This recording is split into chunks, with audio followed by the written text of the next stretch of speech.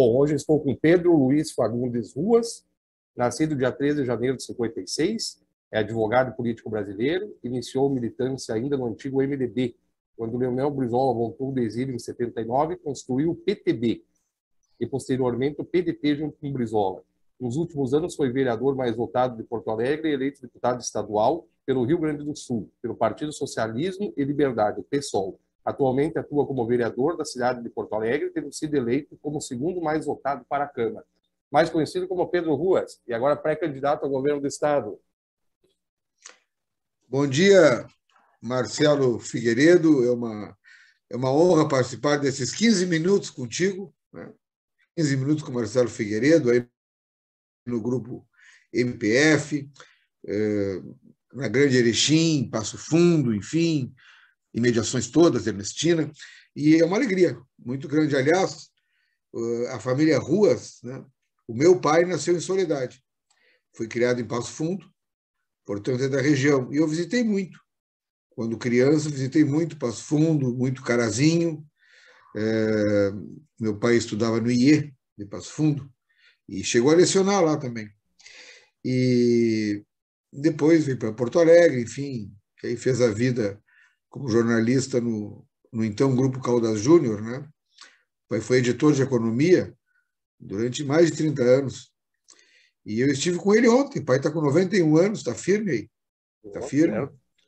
O que ele leva a ser candidato ao governo do Estado? Olha, Marcelo Figueiredo, em primeiro lugar, eu tenho uma vocação para ajudar, para lutar pelos que têm menor favorecimento, e isso vem desde a infância. Então, eu sempre fiz política e, como profissional, sou advogado de trabalhadores. Então, sempre foi a mesma vocação, a mesma ideia. Eu sempre fui brisolista, né? Tu fizeste um bom registro aí na biografia. Fui e sou brisolista. E quando faleceu o Dr. Brizola em 2004, Marcelo, eu achei que não havia mais sentido em permanecer no PDT, porque para mim havia o brisolismo como há. E ia mudar muito, como mudou, lamentavelmente, mas eu não vou entrar em detalhes aqui, até por respeito. Mas sem o Dr. Brizola, não haveria mais partido ali. Eu fui, e coincidentemente, naquele período, estava sendo criado o PSOL, em 2004. Então, em 2005, eu já entrei no PSOL, fui fundador também, fui presidente estadual, enfim, já fui vereador mais votado da capital, já fui deputado pelo PSOL, fui o primeiro deputado estadual da história do PSOL. E essa pré-candidatura, ela, para mim, era significado de poder levar as bandeiras, Marcelo, do PSOL, que são mais caras, mais importantes, através de um programa que tem ele tem, digamos assim, uma denominação, ele tem uma definição, o programa de governo, que é o combate à fome e à miséria. E esse é o norte do programa. E o programa o nosso programa de governo na pré-candidatura, exatamente a forma de colocar na prática esse conceito de combate à fome e à miséria, que é um conceito mais abrangente. E aí a gente vai detalhando, começando pelos aspectos macro, né, que são a economia e as finanças do nosso Estado, porque tudo parte daí. Se vai ter... Ontem eu estava falando com o pessoal da fronteira oeste, lá, Uruguaiana, Alegrete, São Gabriel, enfim. Lá há uma carência brutal e histórica de um hospital geral de referência. Eles não têm. Se vai ter ou não aquele hospital, se vai ter ou não rodovias, melhorias na região Erechim, Passo Fundo, enfim, Ernestina, Carazinho, isso tudo depende de uma questão inicial, economia e finanças. E depois nós vamos detalhando em vários aspectos e em várias regiões, porque há divisões geográficas. Isso é importante as pessoas se perguntarem, Marcelo, por que nós temos tanto desenvolvimento, quase automático, né? Para além da questão do turismo, em Gramado, e não temos nada, e tudo tem problemas em Alvorada. São duas cidades do mesmo estado. Em Alvorada, nós temos situações brutais, eu visito com regularidade Alvorada, Eu conheço muito bem Alvorada, conheço muito bem Gramado, conheço muito bem Erechim. Bom, eu tenho 66 anos vividos no nosso estado. Então, conheço a maior parte das cidades do Rio Grande do Sul. Quando nós éramos 333 municípios, tu és muito jovem para lembrar, mas nós já fomos, eu conhecia todos. Hoje somos 497. Bem, aí não conheço todos. Há muitos municípios novos que eu não conheço, não fui pessoalmente. Mas a maior parte eu conheço. E sei que há coisas inexplicáveis, assim, e que depende muito, aí sim, de uma atuação do poder público que a gente pretende fazer. O PSOL vai fazer uma chapa própria? O seu vice-candidato ao governo é do PSOL também? Olha, ou está tendo tratativas aí para ser de um outro partido? Nós temos tradicionalmente no PSOL duas alianças importantes, que são a UP, Unidade Popular, e o PCB. Né? Bem, estamos tratando com esses partidos. A UP já temos um fechamento de aliança. Nós temos a UCB também, que ainda não é partido, mas é muito provável que seja ou do PSOL ou da UP, o vice, na minha opinião. Nós estamos definindo ainda que a convenção é 24 de julho e nós estamos em tratativas. E essas tratativas têm avançado bastante, têm ido muito bem. Em questão do governo do Estado, o senhor acha, a ideia do senhor é permanecer com essas secretarias que estão ou diminuir as secretarias? Olha, isso não foi debatido no programa, porque o importante é que a gente possa fazer o atendimento das reais demandas do nosso Estado. Eu vou te dizer, naquilo que eu falei do macro, né? A economia, as finanças, nós vivemos uma situação caótica e brutal e programada no Rio Grande do Sul. Para os nossos... aqui são internautas, são leitores, são ouvintes, são telespectadores, aqui é tudo, né? No programa 15 Minutos com Marcelo Figueiredo, nós temos de tudo. Todos que nos dão atenção. É importante salientar o seguinte: em 2020, por exemplo, o valor das isenções fiscais no Rio Grande do Sul foi de 10 bilhões de reais e 700 milhões. 10 bilhões e 700 milhões de reais. Em 20, 21 não tem os dados ainda. E isso vem se repetindo ao longo dos anos. E isso é um absurdo, Marcelo. É um absurdo esse dinheiro jogado pela janela. Isso aí são benefícios a grandes empresas, benefícios fiscais que fazem falta na hora do tal do hospital que eu falei antes, de referência na fronteira oeste, fazem falta no desenvolvimento da região Erechim, Passo Fundo e as demais, fazem falta para Alvorada, fazem falta na maior parte dos municípios. As nossas rodovias. Então, saúde, educação, moradia popular. Não há um único projeto do governo do Estado, não há um único para a moradia popular. Nesse momento, eu não posso afirmar sobre a realidade de Erechim, mas eu posso te dizer, Marcelo, que em Porto Alegre, a capital, a situação de pessoas em situação de rua, morando na rua, é brutal, é dramático. É dramático. E não há um único projeto para melhorar, diminuir esse tipo de problema. Aí, quando eu argumento assim, alguém me diz: Ruas, mas são essas isenções que nos dão empregos no Estado? Não é verdade. Não é verdade. E eu vou dar um exemplo para os teus seguidores, para as pessoas ligadas a ti, Marcelo, que eles vão entender perfeitamente um exemplo real. Em 2016,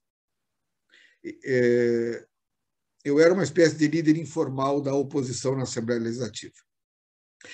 O então governador Sartori mandou um projeto que destinava 380 milhões de reais em isenções para uma empresa chamada Videolari Nova.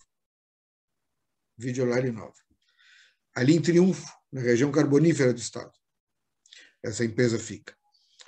E eu fui olhar qual era a contrapartida, porque se destina um valor dessa ordem, 380 milhões de reais, era contrapartida para o Estado.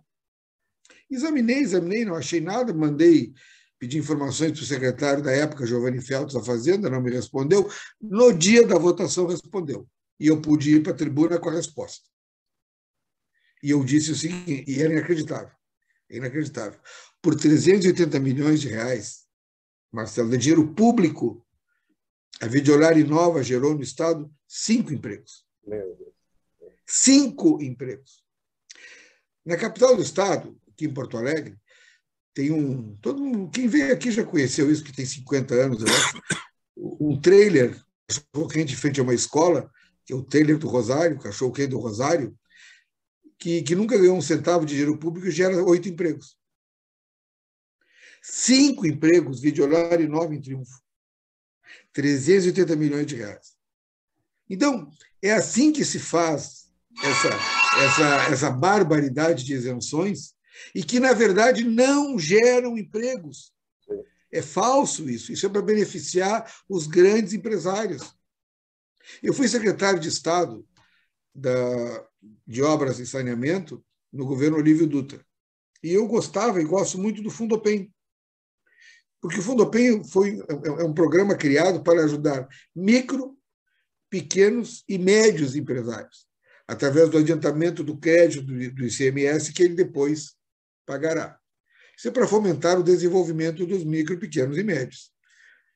Pois bem, em 2016 e 2017, os dados atuais eu não tenho, veja Marcelo Figueiredo, veja os nossos, como eu disse, internautas nesse momento, mas serão leitores, serão ouvintes, serão telespectadores, quais eram os maiores beneficiários do Fundopem em 2016 e 2017, nesse momento tem que verificar. Um fundo para micro, pequenos e médios. Né? Maior beneficiário, Philip Morris, uma multinacional bilionária do tabaco.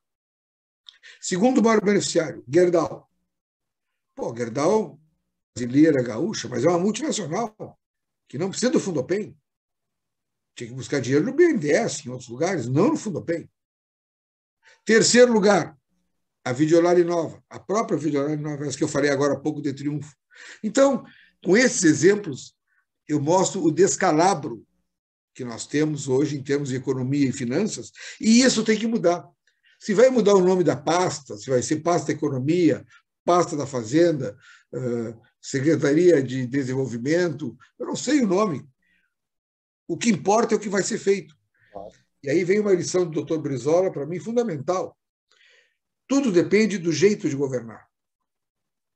Se nós vamos governar para a maioria, e a maioria tem pouquíssimas condições, não tem nem renda nem emprego, basicamente, ou para uma minoria de privilegiados. O pessoal quer governar para uma maioria. E não há como atender. É uma ilusão, Marcelo, imaginar que dá para atender a maioria sem mexer em privilégios da minoria. E nós vamos mexer. Eu acho que tem que cortar pelo menos 70% dessas isenções fiscais, e eu nem estou te falando nas sonegações. Tem um grupo de auditores e fiscais do Estado que faz o sonegou, e a gente acompanha hora a hora a sonegação do Estado, que é brutal. E o Estado não investe, o governo não investe nessa questão importante, e nós temos aí o serviço público sucateado, servidores abandonados, e uma notícia boa de ontem, uma notícia boa, uma luta nossa de bastante tempo, o Ministério Público de Contas, que é muito eficaz, conseguiu, junto ao Tribunal de Contas, a suspensão do processo de privatização da Corsã. Então, isso é um dado importante, é um avanço. Nós temos também que proteger o patrimônio público, construído durante anos e décadas, com suor, com esforço, com os impostos do nosso povo trabalhador. Bom, nós vamos fazer um intervalinho aí, a gente já volta com o Pedro Ruas. Tá bom.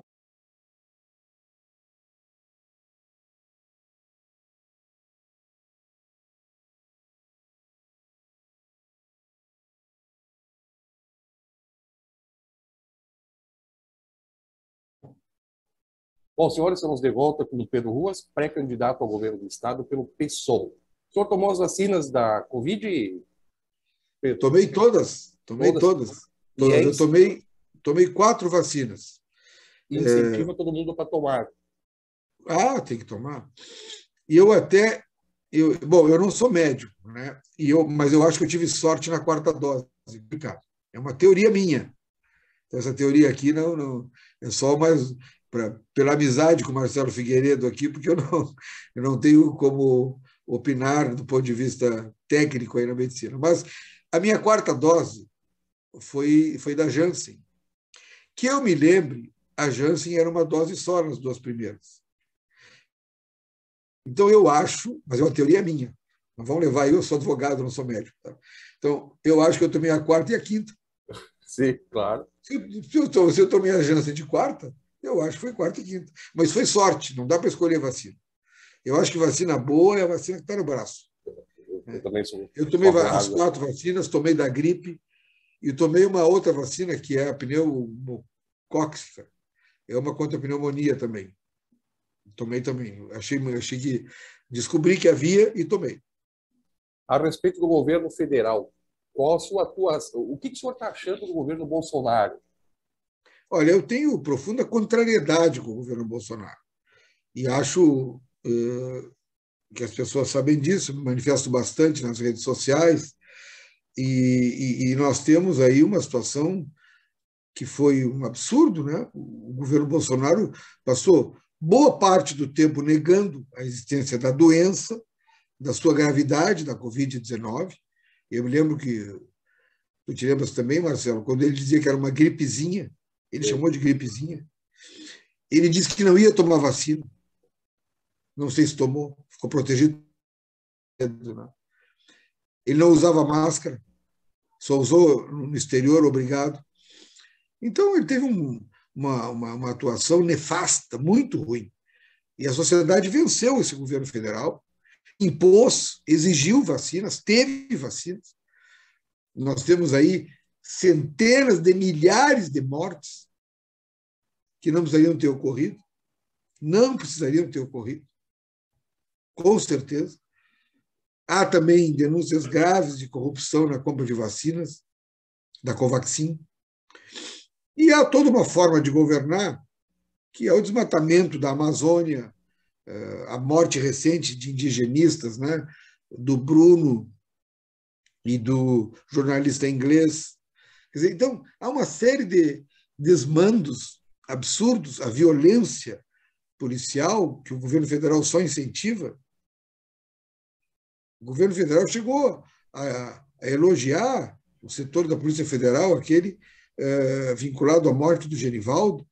Quer dizer, então, é um absurdo o que acontece de violência, discriminação contra essa população LGBTQIA+, discriminação contra quilombolas, contra indígenas.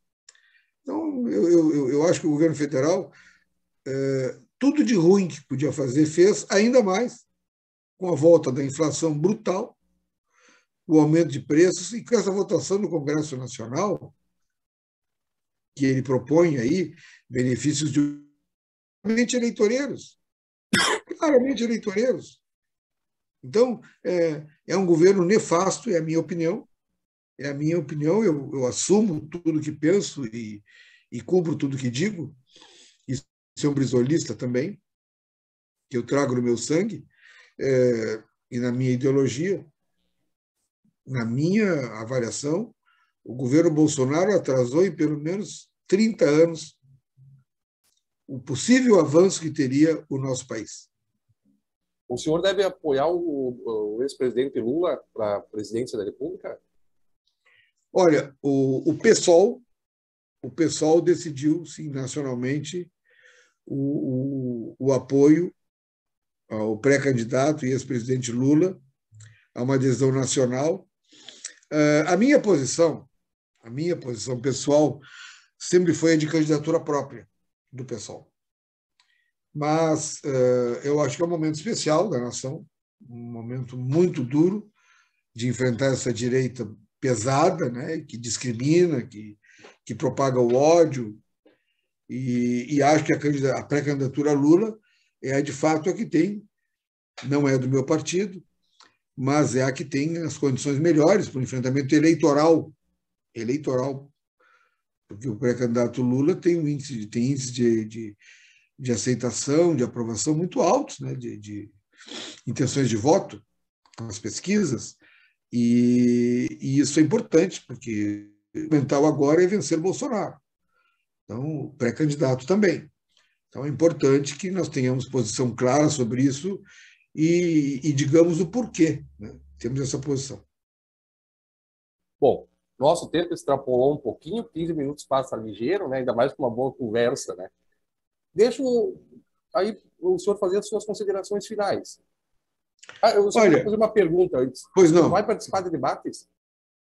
vou, todos, claro. Bem, todos que eu quero dizer, deixa eu explicar, os que serão assim com transmissão, porque nem todas as regiões eu posso estar fisicamente, né? Agora, aqueles que for transmissão online, televisão, rádio ou internet, eu vou participar de todos.